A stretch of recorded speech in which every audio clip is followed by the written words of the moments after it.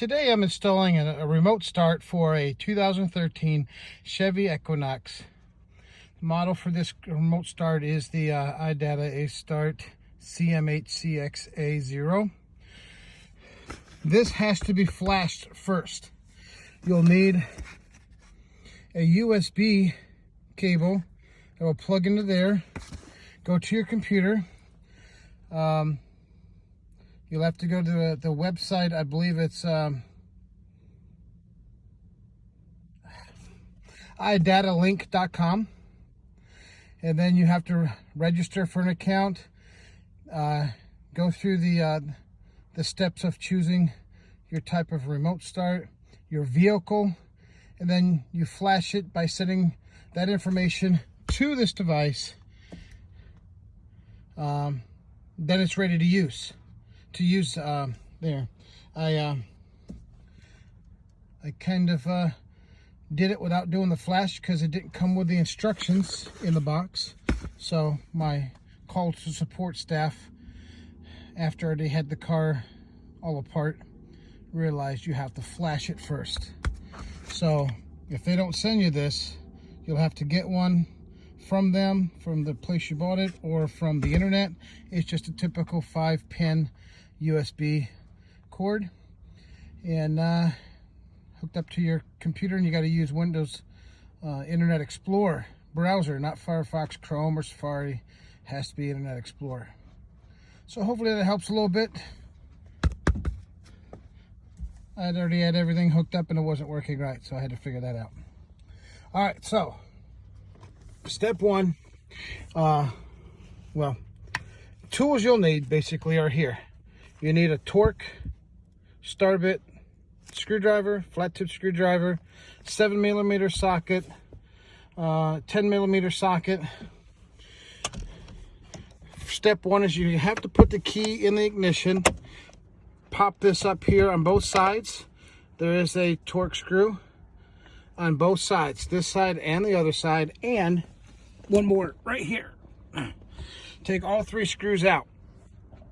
And I'm going to do that, and then the bottom section, this comes off.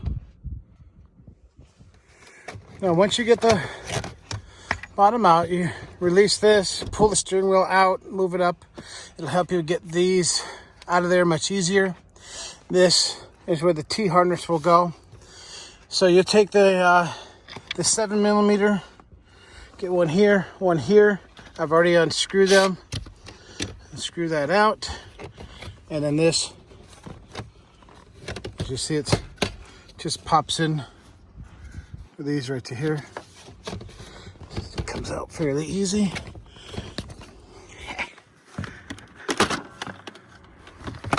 So you can just leave this out of the way. You don't have to take this off, but if you do, just put your flat tip screwdriver and just push this right here, push this down, and that pops out. Okay, it's a little hard to do with holding the phone, but yeah, just push that down and this comes out. But I've already worked this once. I don't need to take that out. I'm just gonna leave it down.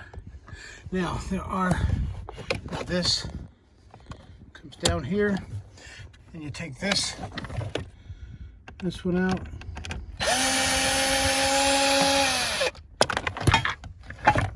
And then this clips down.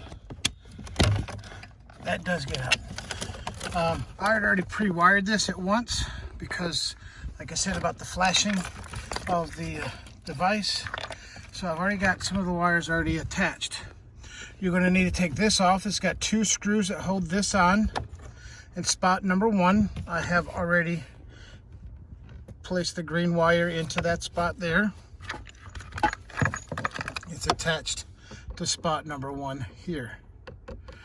The other one is the fun part. I believe they call this the BCM. Yeah, BCM modules or plugs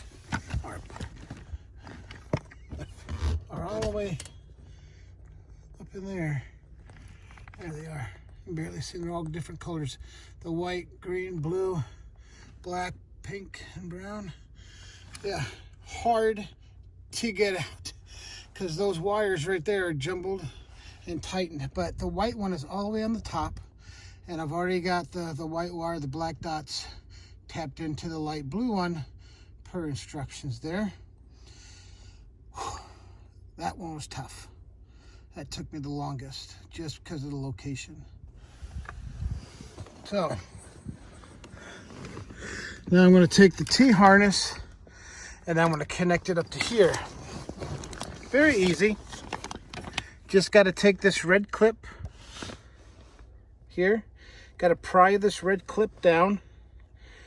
Once you push this down with a screwdriver, and then you just push this in and pull this out.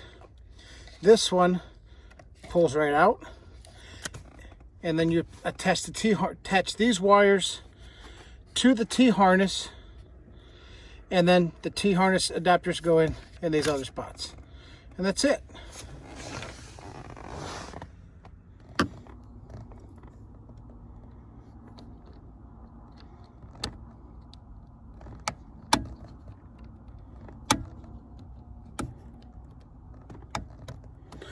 Push the red clip down, push this in, comes right out. This one just pulls right out.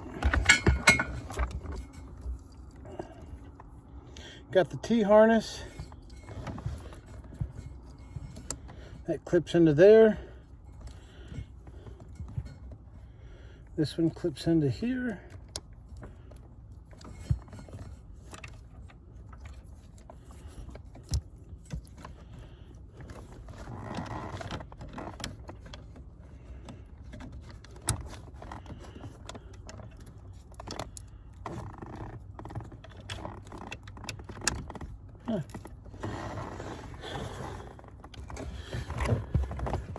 That's the T-harness, already attached, easy peasy.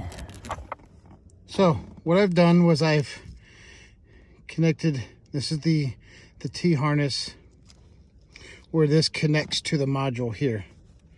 It connects to here and here, MS1, MS2.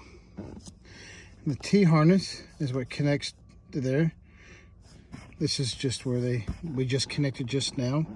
The only ones I've done so far connecting wise was the data green cable that came from the actual T-harness.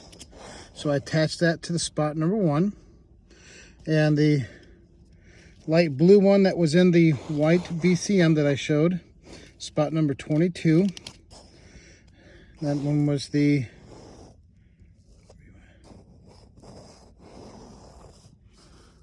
white cord with black dot, parking light. Now we're getting ready to go through the flashing steps here. Not flashing steps, but programming steps here. So I'm going to try to follow these and let's see what happens. So I followed these steps here. Step 1 all the way through, and the lights did exactly as they did in these steps all the way to there. Now, the only thing that I did do after all the wiring was done was I got to this section here about opening the hood. Does the vehicle start? I said no.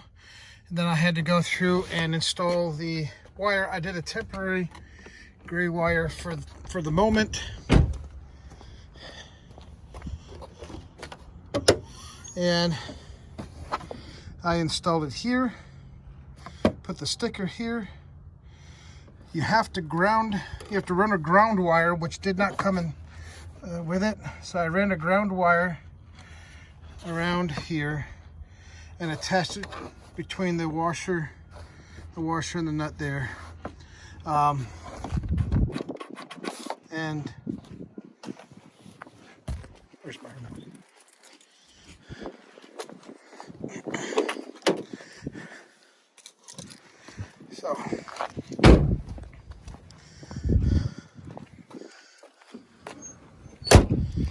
So to test it out, press and hold the locks light do lock. unlock, and then press and hold.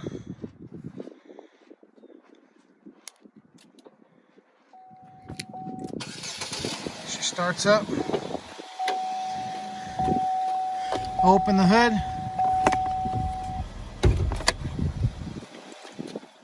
And she cuts off. And that's what it's supposed to do. And we tested the distance.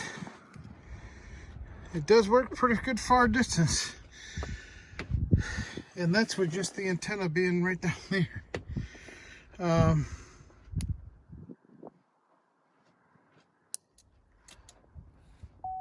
Starts up.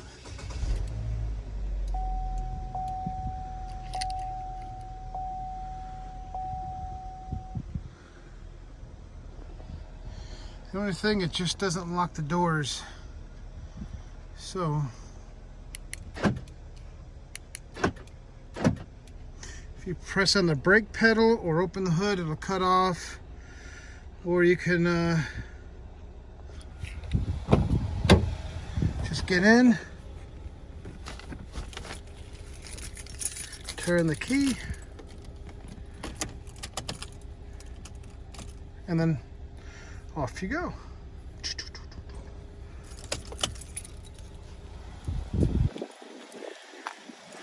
Thank you for watching. Hopefully, now I'm going to go ahead and put it all together with zip ties and good old stuff. And but thank you for watching.